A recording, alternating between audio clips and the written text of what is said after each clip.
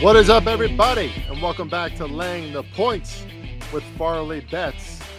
My name is Chris R. Farley, aka at Farley Bets, on Twitter, on Twitter, or Instagram. You can follow me over there. A lot of great content always being put up on Twitter and Instagram, specifically with links to a lot of my free plays, which are every single day at sportswagers.ca. We continue to do really well in the NFL over at sportswagers.ca, landing 2 money line free picks last Sunday. And we continue to do well in the NFL, down a few units, 3 units or so last week in the NFL, strictly because of teasers. We went 5-0 ATS on Sunday, and then we picked the Bills on Monday. That was dumb. I mean, the Bills are just dumb right now. But we're doing well ATS. We're doing well across the spectrum, except for teasers. Teasers 7 and 10 for minus 11 units this season, and last week 3 straight teaser losses. Thank you, Bengals. Thank you, Bills. There's one other team in there that disappointed. That stunk. Big donkey, you know what. But ATS 43, 26 and 3, 62% for plus 22.68 units. I guess we should just stick to ATS and totals. 7 units in totals. I mean, that would put us at around plus 30 units with an unbelievable record. But last year we killed it in teasers. This year, teasers a little tougher. Teasers a little tougher this year so far, at least for me. But we'll get back in our teaser category as well. And thank you, everybody, for joining this show every single week, listening to my takes in the NFL. I don't do this for anything really, even promotional or money or anything like that. Just sharing my views, my takes on the NFL. 2021 circa 5th place winner, 114K cash prize, won over 200 units in the NBA and NFL over the past 3 seasons. And at this point, a seasoned professional sports bettor, just trying to help you out every single week. Laying the points with Farley Bets, the people's podcast, if you will. But let's get right to it. This one will probably be under 30 minutes today as we get through an interesting Week 11 slate with some big games, no doubt. And let's start with one of the bigger games of the week, Thursday Night Football, the Bengals and the Ravens at Baltimore. Again, for those who are first-time listeners, and just as a reminder to everybody, I'm just going to have leans. You might be able to sniff out the way that I'm really feeling about some of these leans and if they're going to be my picks. But premium picks are designated and reserved for my premium customers. You can reach out to me at Farley Bets if you want those premium picks. As you can tell, we're doing really well this year in the NFL. We will continue to do well. And we are selling those rest of the season NFL packages for only $250. That's a $1,000 season package, which is still a lot less than most of your big wig touts out there. I'm not going to name any names, but we do better than them and we charge way less. $250 for the rest of the NFL season. Reach out to me at Farley Bets if you're interested. Okay. Bengals at Ravens. You can't bet the Ravens here. You can. I wouldn't. These two teams played close earlier in the season, a 3-point win by the Ravens at Cincinnati in the jungle when the Bengals weren't very good, when Joe Burrow was still, like 50% maybe on that hobbling little ankle of his or foot of his.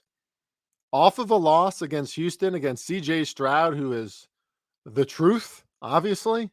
Like, that's got to piss Burrow off to be outdone by an Ohio State quarterback. Oh, boy. Joey Burrow is going to be pissed. That defense is going to be pissed. Of course, they had this look-ahead matchup, and that's why we liked Houston last week. Surprised that Houston actually won the game. Of course, Joe Burrow threw a pinpoint pass to Tyler Boyd in the end zone that would have put them ahead.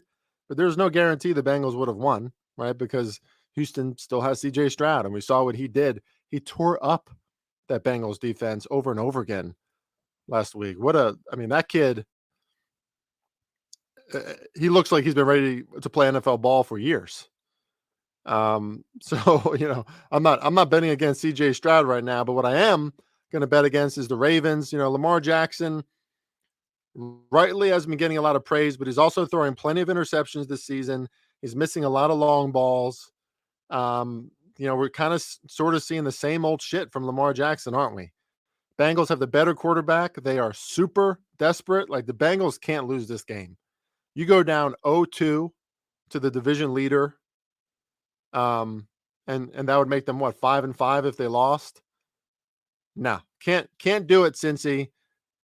Can't be taking the Ravens under those circumstances at -4 over a field goal. This is at worst, I think, a field goal game or a field goal loss for the Bengals, or they win straight up. My opinion, and my opinion has been pretty good this year. The Bengals step up in these spots. They stepped up under pressure against the Ravens last year in a big game. Of course, Lamar Jackson made a big difference in that game. Both teams pissed though, right? I mean, it's worth saying that Ravens gave up that lead 31-17 in the fourth quarter. Kudos to the Browns, but it's not like the Ravens don't want to get some redemption in this game either. I just think that Joe Burrow, the way that he handles pressure, the way that the Cincinnati defense can step up in these big moments. Like, the Ravens are a regular season team that can kill teams over and over again, but in these pressurized situations, we trust the Bengals over a team like the Ravens. Who's been in the AFC Championship game 2 years in a row? The Bengals. Some of that is Lamar Jackson's injury, maybe, but they almost always clumsily slip and fall over their own feet in the playoffs anyway. I talked a lot about that game, but only way I could look is Bengals +4. Cowboys and Panthers. Some of these games I'm not going to spend much time. This one doesn't deserve much time because, like, what do you think I'm going to say here? Obviously, the Cowboys should cover -10.5. Bryce Young, not looking too great after a good game against the Texans and a win. Like, how did that happen? The Panthers look more like who they are, right? Bryce Young was okay in week 10, better than week 9, but just, didn't do enough, right? I mean, 21 of 38, 185 yards, 4.9 yards per pass. Like, that's not going to get it done. Some credit to Chicago's defense on Monday Night Football last week, but just not a lot of faith in this Carolina Panthers offense, but it's a very sleepy spot for Dallas. But Dallas does need to keep stacking up wins to stay in the NFC East race. So I just got to lean Dallas, and I'm not going to think about it. We know Dallas is really good at home. We know Dallas is really good after a loss. On the road, I trust them a little less, especially in mentally sleepy spots. Like, they can be a volatile team. Bears at the Lions. Looks like Justin Fields is going to suit up, which kind of makes me want to take the Bears. This line has ticked down a little bit because of that news. The Lions at home, man. Lions are a very legitimate team. I think they might want to be considered. They might be considered one of the elites at this point. Of course, they would want to be considered that, but because the reality is the Lions with their schedule, look at their schedule, second half of the season. This is a team that could waltz into the NFC as the number 1 seed, especially considering how difficult Philly's schedule is, especially considering that San Francisco had a few unanticipated losses now. I mean, who would have thought San Francisco would lose 3 in a row? So Lions always have a lot to play for because they want that number 1 seed. They want to keep on surging in the NFC. -9 here. I actually lean Detroit at home. I think Justin Fields, coming off of injury, kind of regresses back to his mistakes. It is on turf, right? Like, could see a lot of Justin Fields runs and him kind of coming into his own here, but lean over 47.5 because the Bears can, second half of the season last year, Justin Fields and those Bears, they kept in these games. There's a lot of high totals. I could see that happening in this one too, in the second half of the year, as Justin Fields settles down a little bit again. And obviously the Lions can put up points, but low key, Bears defense, Montez Sweat coming over, like, they look better. Some of their secondary playing well. Got some nice young guys over there. They're playing better. Really good defensive line against the run. And if they can slow down Detroit, maybe this game stays closer. Maybe I'm, having second thoughts about my Lions -9, which is why, I don't have a bet on this game yet. I don't have any strong thoughts right now. Raiders at the Dolphins. I wrote this up as a 3-star pick at PicksWise. That's going to be my free pick that you can check out over there. I know it's at 12 now. If it was at 11, fine. If it was at 10, fine. Obviously, that's better. 12, I'm fine with 12 as well. The Dolphins at home, with a bye week after that Germany game against the Chiefs, the Raiders and this Antonio Pierce experience has been awesome, but they faced the Jets and the Giants, and they won. This ain't the Jets or the Giants. This is like the Jets and the Giants are what used to be called Pluto, and the Dolphins are fucking Jupiter with all their storms and their crazy shit going on over there. Like here come the Dolphins at home. This is probably a 20+ point win. Like that, we don't have to say that much, right? Jalen Ramsey is coming back. He can cover Devontae Adams. If Antonio Pierce and the Raiders are competitive in this game, now we know this is a legitimate operation. We don't know that after they just beat the Jets and the Giants. And of course, they beat up in the Giants, but Giants are easily the worst team in the league right now. And they eked by the Jets. They were losing at halftime to the Jets in a pretty bad offensive operation, especially over there for New York. Very mistake-prone team. And they just kind of eked out that win, didn't they, at home? Against the Dolphins? Yikes. Giants at Commanders. I'm barfing on myself right now over here. I mean, Giants are 10-point underdogs, 9.5 now, whatever, against the Washington Commanders, a team that they've had a lot of success with over the past few seasons. Of course, no Daniel Jones, Tommy DeVito. Hey, Tommy DeVito. It sounds fake. Like Tommy DeVito is throwing a football for the New York Giants. It sounds fake. It sounds like a Goodfellas movie, like a spoof. I don't know what the hell to do. This, 9.5 points, too much for the Giants, probably. Like, this is a game that matters to them. Their defense is going to fight hard from the beginning. They sacked Sam Howell over and over and over again. I think 6 sacks in their first game. Their defensive line is still, they play really hard at the start of games. And then, of course, they start getting blown out and the effort isn't there as much. Giants might not get blown out of this game right away. Like they could get some sacks, they can get a turnover, stay in this game, just an all defensive effort. So lean Giants, as ugly as that get, but how do I lean the Giants when the Commanders defense has looked better for 2 weeks in a row, even in the loss last week? I mean, Seahawks barely beat the Commanders at home. Like that's pretty bad on Seattle. Commanders defense looking better, and you got Tommy DeVito playing quarterback for the Giants. How the hell am I supposed to like betting on the Giants? I still lean Giants. Like I think this could be like a Cleveland Browns all defensive effort kind of deal, but don't feel strongly about it. Cardinals at the Texans. Texans getting some love now in the marketplace, aren't they? CJ Stroud, talk of the town. He should be. Incredible win at Cincinnati last week. Followed like one incredible win after another for this kid. Game-winning drives. The Cardinals, Kyler Murray, they got some juice over there. Kyler Murray looking awfully fast, looking pretty good. Coming back, and he's playing with extra juice, maybe putting down the Call of Duty controller and playing with a little more desperation and motivation as he fights for his career. So I actually lean Arizona, given 4 points in this situation. Houston is a good operation right now, and they are getting better. So I wouldn't blame you for liking Houston here. Maybe you take Houston money line, Cardinals +4, like if you want to have action on this game. But I'm considering the over here. 47.5 is a lot, but they're in a dome. Houston's putting up points. I don't think the Cardinals can stop them. And the Cardinals are going to look better with Kyler Murray, just like they did last week. James Conner too, like he came back, not a lot of success last week, but he's going to be a big difference maker the healthier he gets for Arizona. So kind of like the over here. I would lean Cardinals +4. Titans and Jaguars. Really disappointing loss last week for the Jaguars. Now the Titans disappointing too, but I don't know. Like Will Levis, rookie quarterback against Tampa Bay, like underestimating Baker Mayfield and the Bucs. I could see how that happened. Bucs looking like their glory days, stopping the Titans on the ground. Derrick Henry and their rushing attack only gained 44 yards. Usually after games like that, Vrabel, like off a loss, like look back at the 2021 season, look at this season, they're really good off a loss. I don't consider last season because of Tannehill going down and not a really good option at quarterback.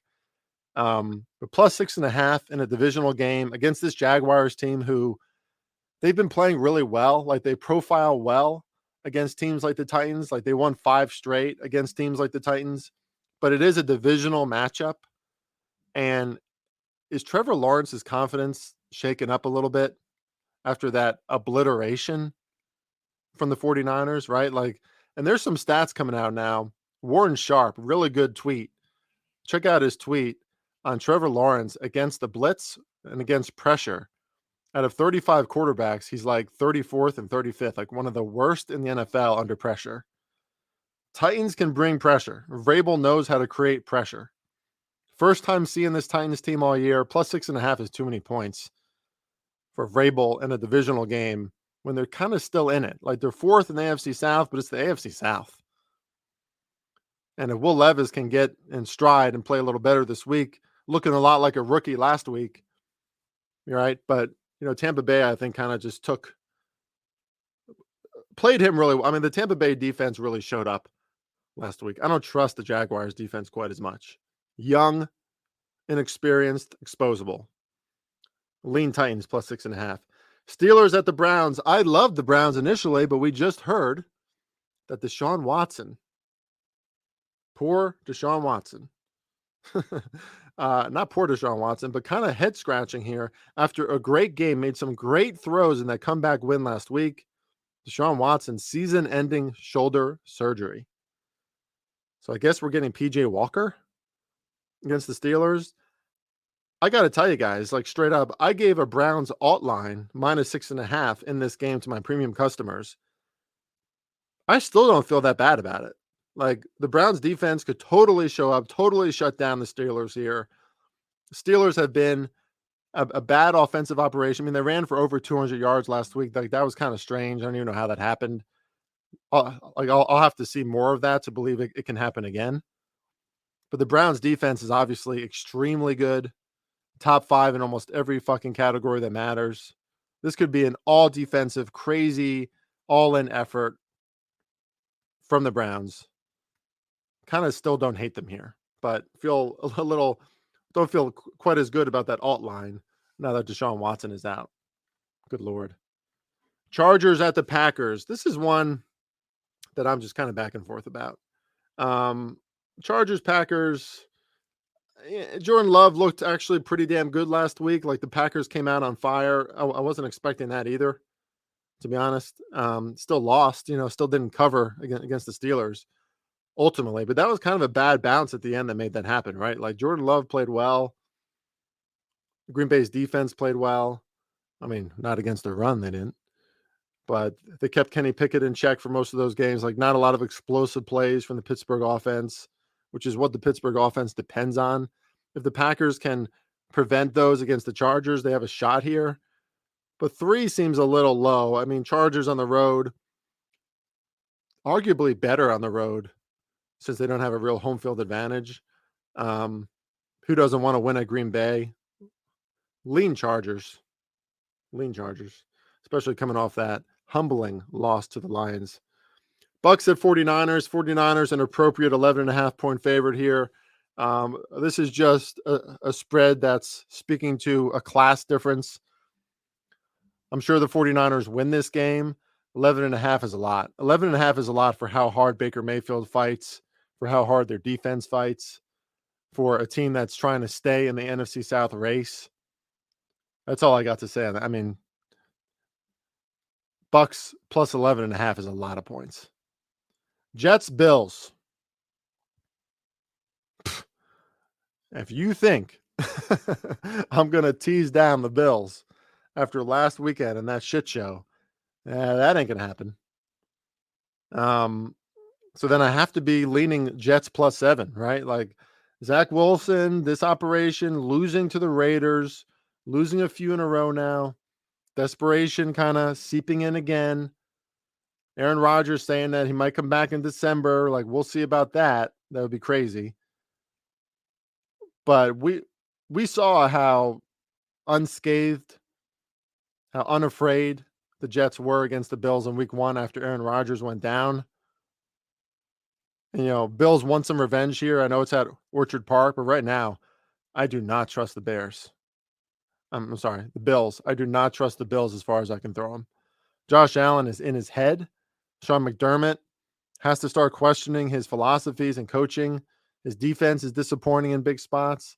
And as long as Josh Allen is going to play this kind of loose, turnover-prone football, how the hell do you trust this team?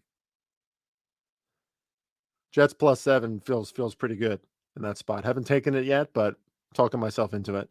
Seahawks Rams revenge matchup from week 1 where the Seahawks were coming into the season feeling great about themselves, and here come the Rams. Blew them out, right? Like dominated that game against the Seahawks in week 1 at Seattle. For that reason alone, I want to play on Seattle, but Stafford back in the mix. Rams still kind of in the mix themselves, right? Like at least to get an NFC playoff seeding. Like they could beat Seattle, at least in the NFC West race. Ultimately, I don't think anybody beats San Francisco, but they can edge out Seattle. Big game, and it's a pick 'em for a reason. 46, I kind of like the under in this one. I think both defenses really show up. Like when you have a desperate spot where you're trying to desperately keep the other team from winning because you want to have a shot at the playoffs, the defense feels that, right? Like if we keep them at 0, like if they don't score any points against us, of course we're probably going to win, right? So right from the beginning, like maybe a first half under, I think this is going to be a hard hitting, rivalry type of game where both teams are really limited at first because of the circumstances. Vikings at the Broncos. Vikings +110. I heard something, and I don't know if this is true. I need to verify it. I'm going to pause for a second. I'm going to look this up because I haven't looked at it since.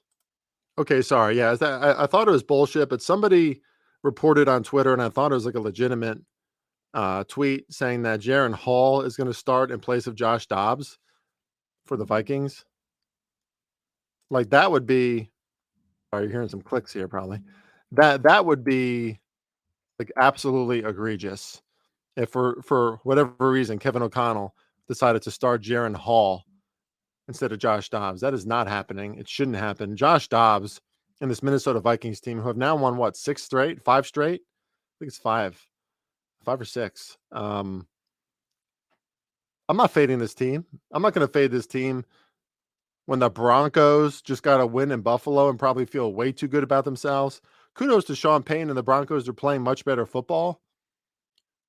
But I still think the Vikings are the better operation right now. They have more momentum. They have a higher ceiling. I imagine this is a week where they still sit Justin Jefferson. But when he comes back, I can't wait to see Josh Dobbs with him. I think that's going to be a pretty dynamic duo. I think Josh Dobbs and his elusivity, his ability to scramble and run, like that running play, that running touchdown that he did in the first half last week was incredible. Incredible play. The kid is feeling himself. He's a sharp kid, obviously. Throws a good football, kept the Cardinals alive all season in some of those games, and now he's playing with a much more talented offense, and we're seeing the results. I just don't know if the Broncos, like Russell Wilson looks better too. Kind of looked like 2017, 2016 Russ last week against the Bills. Has a great throw in the end zone, scrambled a little bit, like he's clearly not as fast, but making good decisions with the football. That's probably some Sean Payton in there too. And his effect on him kind of being a hard nose, like, let's fucking go, Russ. Like, stop being a dork and let's go. But anyway, Josh Dobbs, I think, in this offense right now, I'm not going to fade them. So I would only look at the Vikings in this spot, even on the road. Love their momentum. Broncos have a little momentum too, 3 wins in a row. So I don't feel like it's not like a 3-star pick of mine, but I would lean Vikings there. And finally, Monday Night Football. Eagles, Chiefs, rematch, Super Bowl. I'm probably not going to bet this game. Both teams off a bye. Chiefs got their win in Germany, then they got a bye. Eagles continue to win, continue to manage a really tough schedule, just really, really impressive. Off that win against the Cowboys. This is interesting. It should be at 3. The Chiefs are at home. I do think the Eagles could win this one. I do think this is where the Eagles might get some revenge. And, I don't like that for the Eagles if they see them again in the Super Bowl. Like, I think whoever wins this game, if they do meet again in the Super Bowl, which the NFL would love that with the Kelseys, It just kind of feels like it's going to happen because they love that shit so much. It's like, what's going on here? But anyway, not a conspiracy theorist. Just saying, whoever wins this game, I think might lose that game if that happens.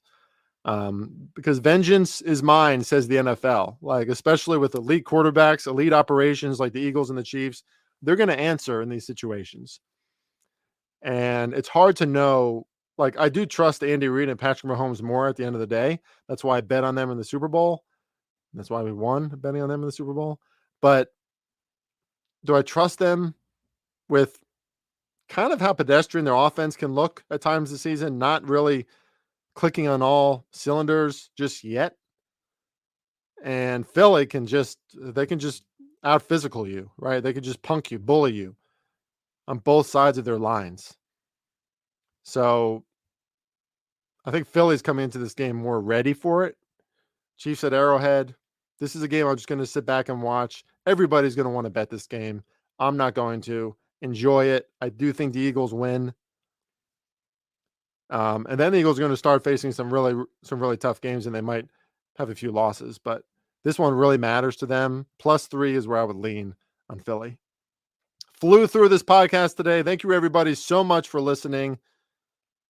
Free picks constantly at sportswagers.ca. Check me out on the BetUS NBA show Tuesdays and Wednesdays every week. Not doing too hot in the NBA right now. NBA is always kind of clumsy at first, but we will find our rhythm as we always do.